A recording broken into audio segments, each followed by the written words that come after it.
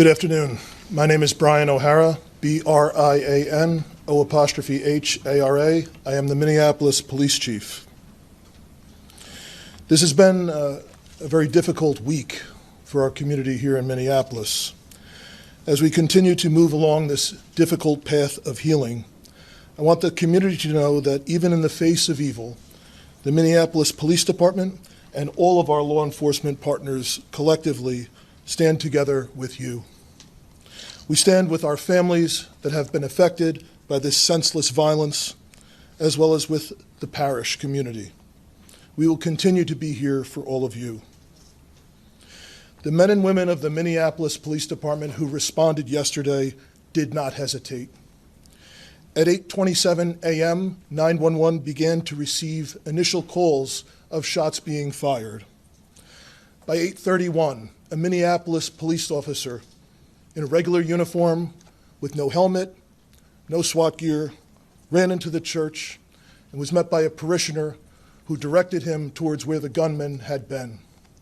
The parishioner later told me that was the first time that he, the children, and others there had any sense that they might be safe and survive. The members that responded yesterday exemplified the motto that is on the Minneapolis Police Squad cars: to protect with courage and to serve with compassion. All of our law enforcement partners, first responders, and many children, members of the school staff, and parishioners of Annunciation Catholic Church all showed incredible courage yesterday in the face of unspeakable horror. As the investigation continues, we will continue working alongside our county, state, and federal law enforcement partners as we continue to be critical as we piece together exactly what happened.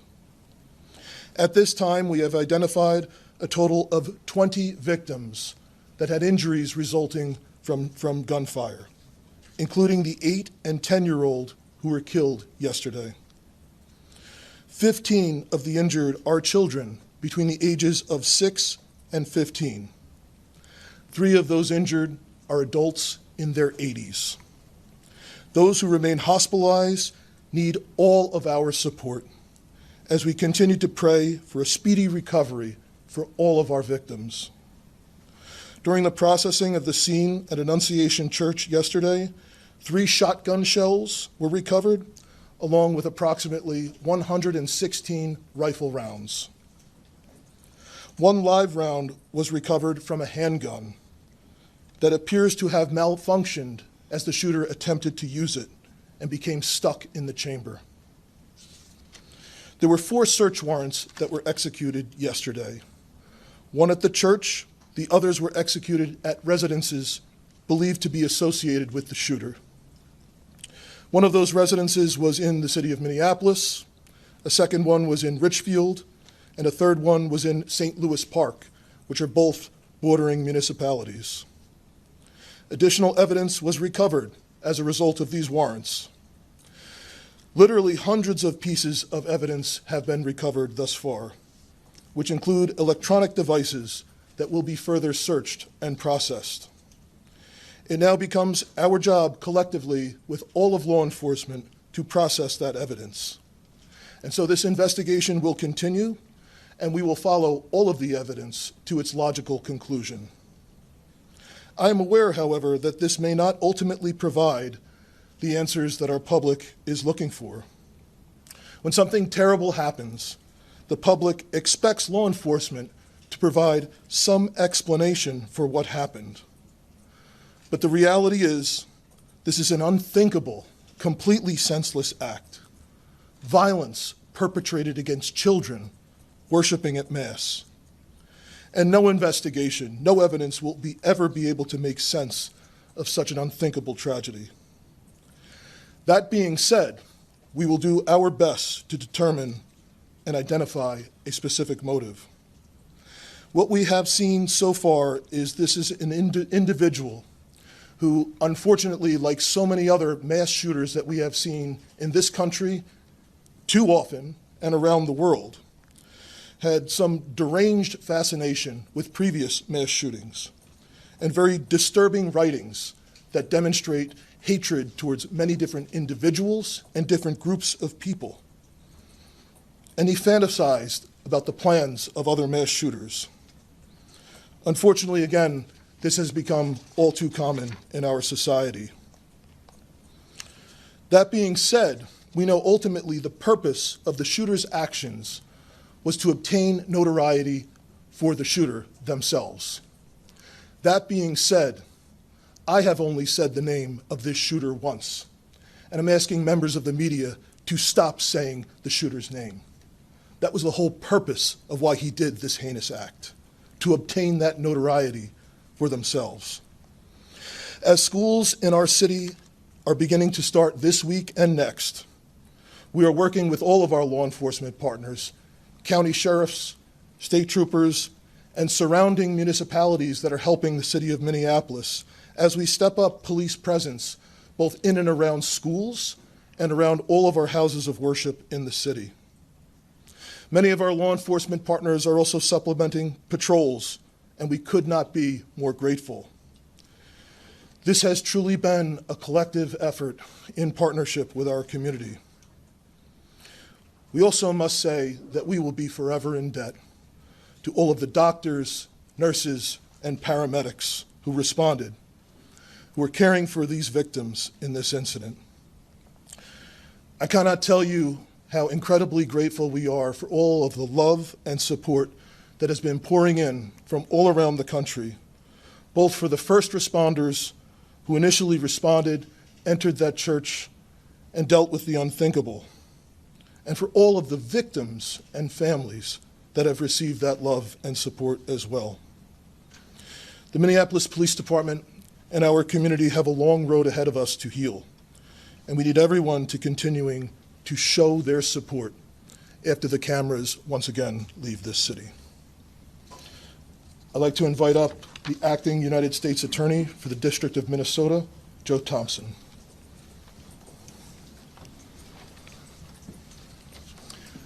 Good afternoon. My name is Joe Thompson. I'm the Acting United States Attorney for the District of Minnesota.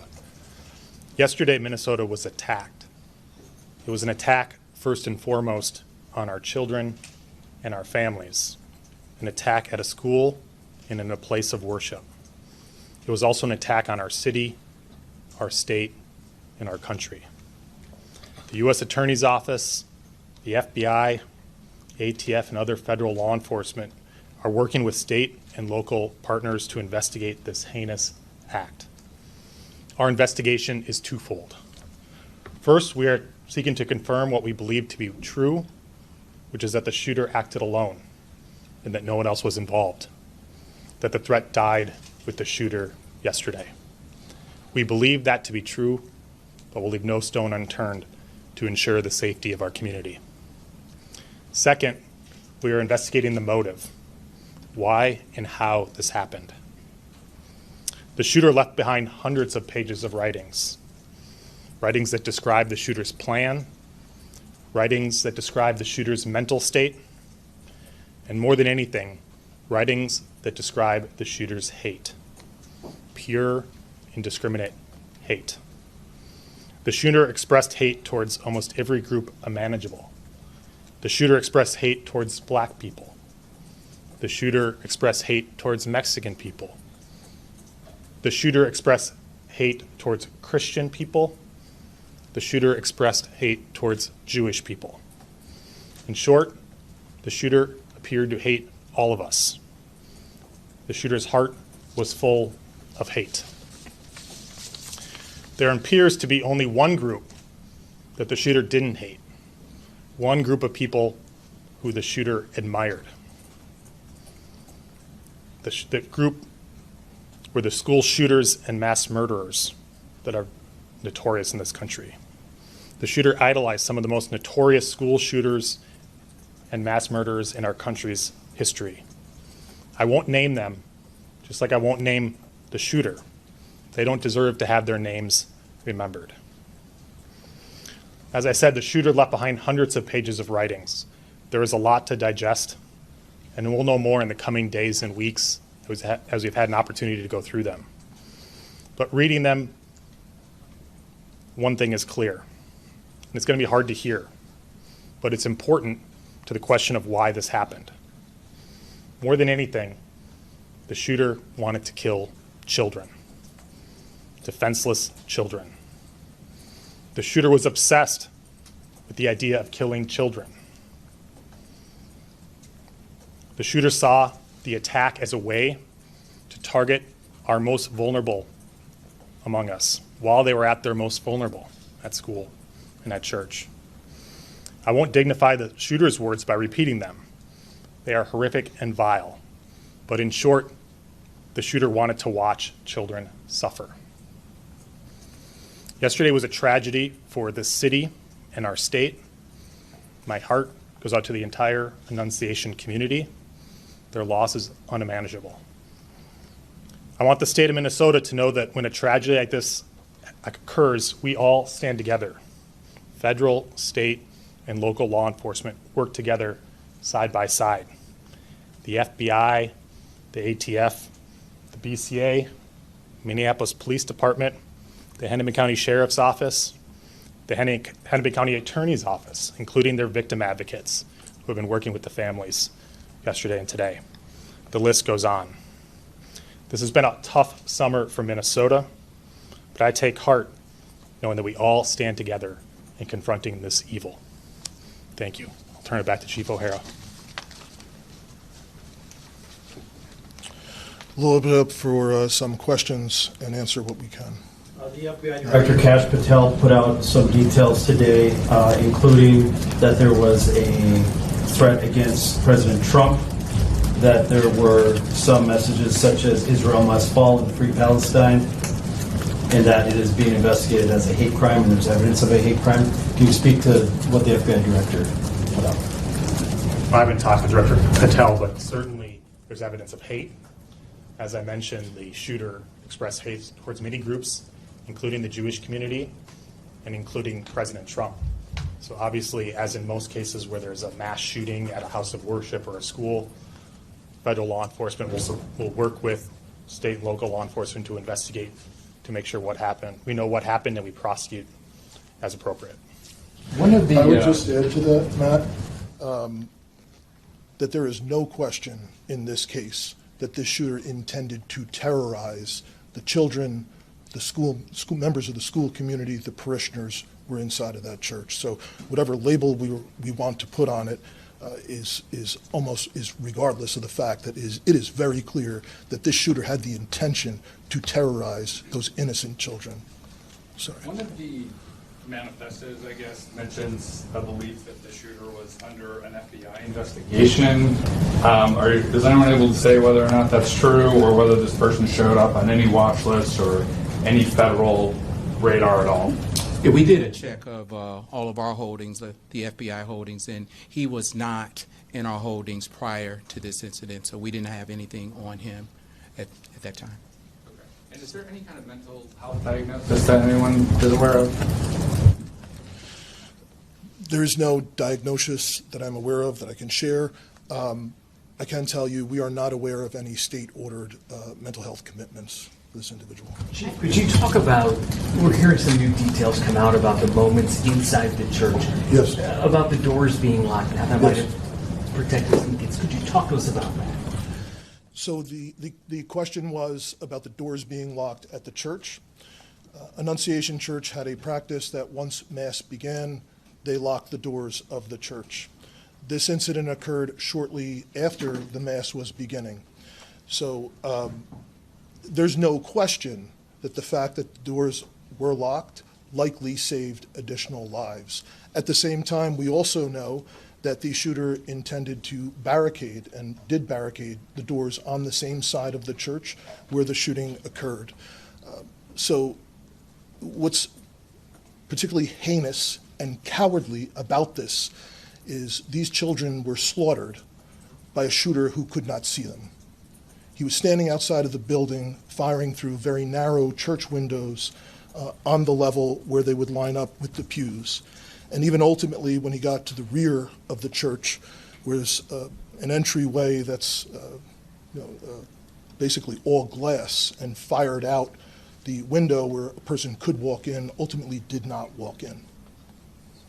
When you say doors were locked, is that from the inside or from the outside? Like you're inside and you can get out, but you can't get in from the outside? The question is about the doors being locked. Yes, the doors were locked intentionally by the church from the inside, and that's a practice that they had in place once Mass had begun. Given his social media postings, troubling post, admiration for previous school shooters, why was he able to obtain a weapon of that magnitude? So the question was, due to previous social media posts, why was the individual able to obtain a weapon? We have nothing in the evidence that we have acquired so far that would indicate that he is a person that he did not lawfully purchase these weapons. He did not have a criminal history. The only thing that we are aware of is a traffic ticket. He did not have any state-ordered commitments for mental health. So of everything that we have seen so far, it did not rise to the level where he would have been a person prohibited from purchasing a firearm. Can you confirm if the shooter went to the church weeks prior, and if so, how long before the shooting happened? So Uba's question was if the shooter did go to the church weeks prior. We cannot specifically confirm that at this time, but that is obviously a part of the investigation. Even though they're all about his connection to the church and school. Yep. So the question was the connection of the shooter to the church and school. We do know that the shooter did attend Mass there previously. The shooter did attend school. And the shooter's mother was an employee of the parish previously for some time. So obviously there is a connection between that shooter and this particular parish and this school there. Chief, what can you tell us about the 20th victim that you mentioned, another victim you mentioned today? How is that child doing? So there's one additional child that was injured by gunfire that we weren't aware of at the time of the last briefing. They were transported by private vehicle to a hospital outside of the city, and the report was actually made to police after they had been treated and released. So the injuries to the children range from, in this case, I guess you'd call like a graze wound from gunfire, all to, again, some very serious life-threatening injuries. We have some victims that have been released by the hospital at this time. We anticipate perhaps a few more today, but we still have some victims who are very seriously injured and in critical condition. Even though there's no criminal record, Sorry. I was going to say, even though there's no criminal record, have you been able to find any police contacts where there was odd behavior, maybe that didn't rise to the level of a crime, but in any jurisdiction that's come up? So the question was police contacts with odd behavior. There's nothing in Minneapolis where we did not have previous police contacts with him. Is there anything more you can say today on the name change issue? I know that yesterday you didn't confirm that, but I know it's out there. Is Yes. there anything more you can reveal just about? So the question was about the shooter's name change. We are aware that a few years ago, I think 2019, the shooter did have their name changed.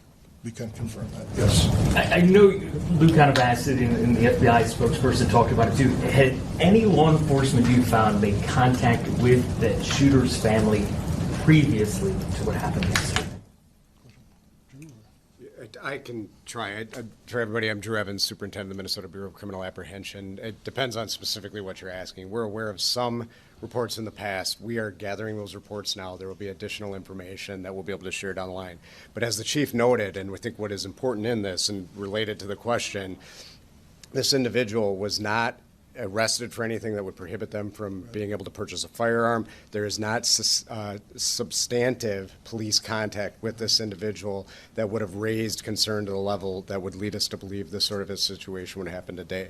The social media, in terms of your question for that, just to be clear, to level set for everybody, there is a specific criteria in terms of how an individual can purchase a firearm legally in Minnesota. If those posts and information, I'll share it for everybody that we want to know going forward, this obviously is a terrible tragedy. We need the help of the public and everybody else. If there's concerning social media behavior by anybody, or that there's concern in their community, that they are contacting their law enforcement so that we can adequately address that in the process. That did not happen in this case. In terms of the evidence found with the search warrants, were you able to recover additional guns, and if so, were those registered and also legally purchased? So the question was, in regard to the search warrant, were additional weapons recovered? The answer is no. Only the 3 weapons that were recovered at the scene, a 5.56 millimeter rifle, a shotgun, and a pistol, and all 3 were used during this incident. Chief, any history of gun training? Because the shooter seemed fairly accurate. We're not aware of, at this time, any history of gun training. In the evidence that you have recovered, has the shooter expressed any grievance against that particular church? So the question was any specific grievance against the church. We mentioned there is a connection to the parish, a connection to the school, but we have not identified a triggering event or a specific grievance against the church that you could point to say this is the reason for why this happened. Chief, I just want to clarify something you said. Did you say the shooter attended Mass in the weeks before the shooting? I did not say that. So the question was, did the shooter attend Mass in the weeks before? We know that previously the shooter had attended that parish and had attended that school when they were younger. Is there anything, any evidence that this person was radicalized or part of some online groups or anything like that would have inspired this behavior? Yeah.